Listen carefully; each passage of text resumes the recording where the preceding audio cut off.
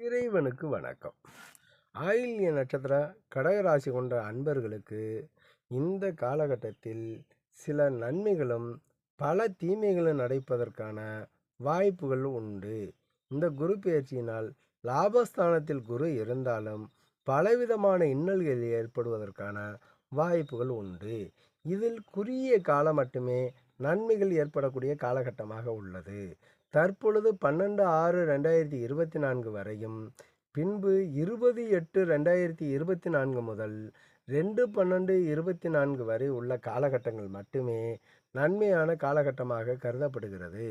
இந்த காலகட்டங்களில் எடுக்கின்ற முயற்சிகள் அனைத்தும் வெற்றி பெறும். இதற்கு அடுத்த காலகட்டங்களான 13/6/2024 முதல் 19/8/2024 வரையும், 3/12/2024 முதல்